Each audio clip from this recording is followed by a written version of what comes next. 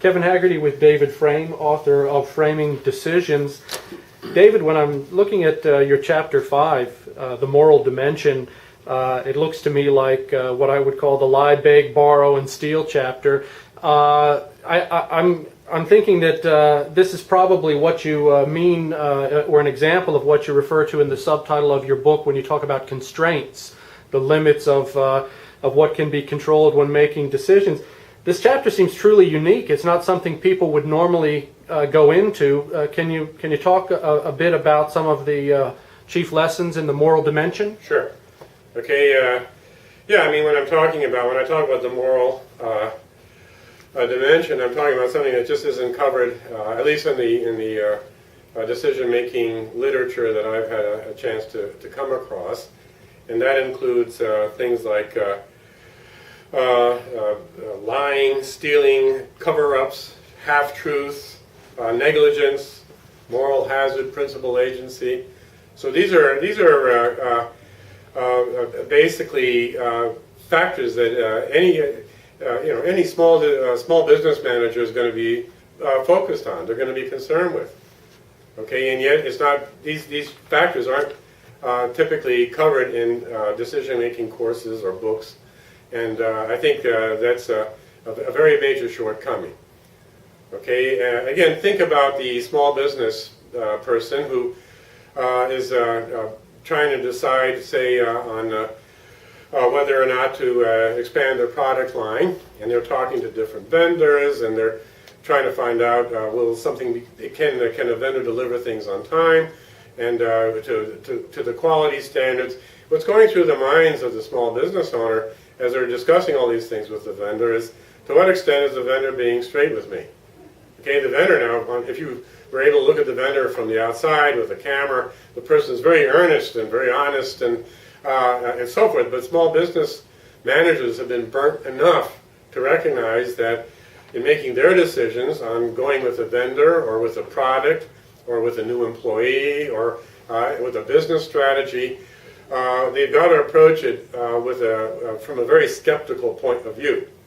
Okay, they have to assume that, in a sense, that Murphy's Law is the dominant law. If something can go wrong, it will go wrong, and if a person can mislead you on a certain point, they will mislead you. This kind of outlook is very useful to a small business owner when they make decisions. And what I'm saying is let's take a lesson here from small business owners and say that regardless of what kind of decision, whether it's a major corporation decision or a government decision, some other kind of decision, let's recognize that the people we're dealing with, including our own employees, aren't always being forthright with us.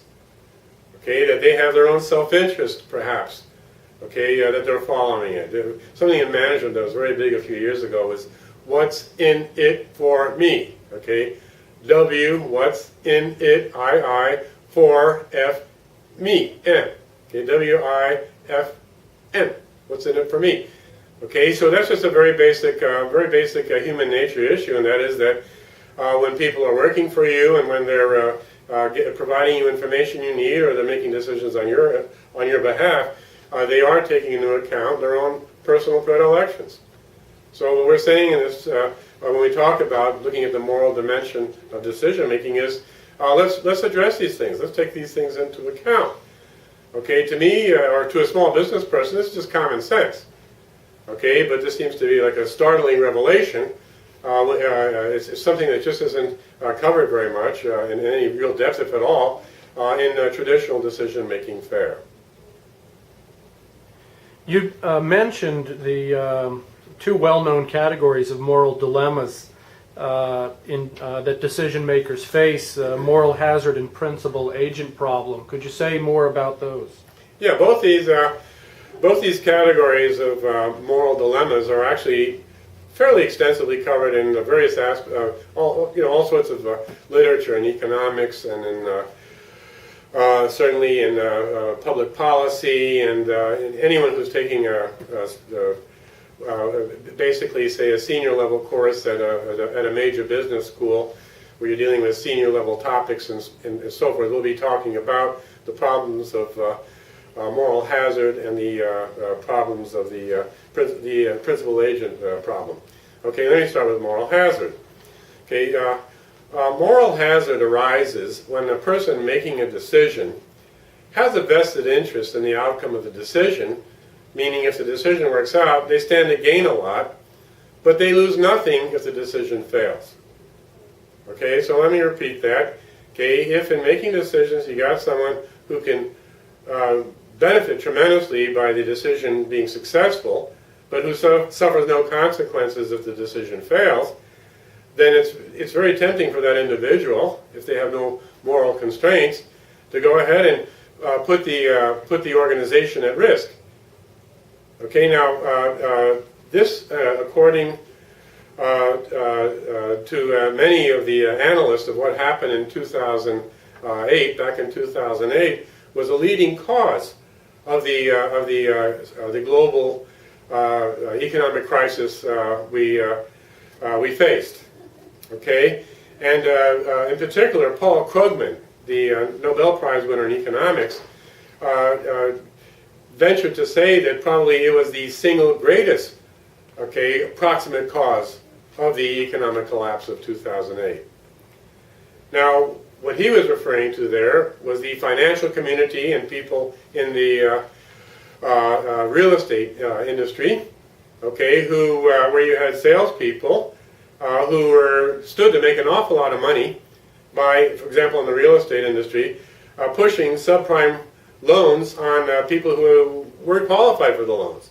Okay, very many of them may not have even spoken English, so you get them to sign off on a contract. Oh, there's no interest. The interest rate is effectively zero. Of course, what really happened was that there would be a balloon where the interest rate would reach astronomical levels after 4 or 5 years. So there'd be virtually no interest, and then suddenly it explodes. You have this balloon coming out, and then these people couldn't make their payments, and that basically was one of the key elements of the leading up to the economic collapse of 2008, because you had a whole bunch of investors holding financial paper for real estate where people had been, basically they defaulted on their loans.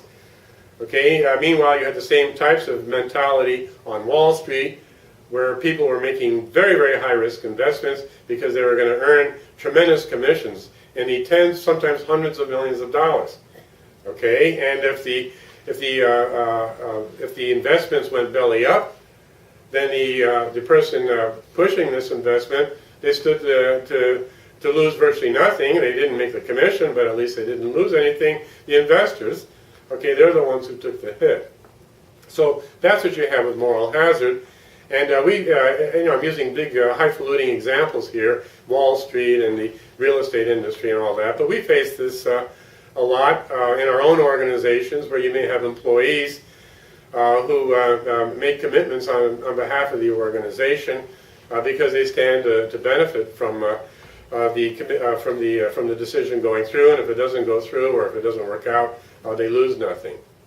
Okay, the principal agent dilemma is a bit different. With the principal agent dilemma, all of us face this all the time. If you're a manager, this is one of the biggest concerns you have as a manager when you think about the people you work with, people who are working on your behalf. Maybe your employee, maybe a contractor. Okay, what happens is that let's say you are the principal. If you're the principal, you're the boss, let's say. Okay, and you have employees and you have contractors operating on your behalf. Okay, your concern is your employee, when they're doing their jobs, are they serving your best interests?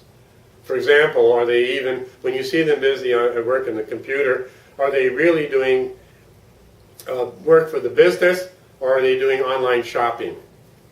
Okay, or are they just surfing the web?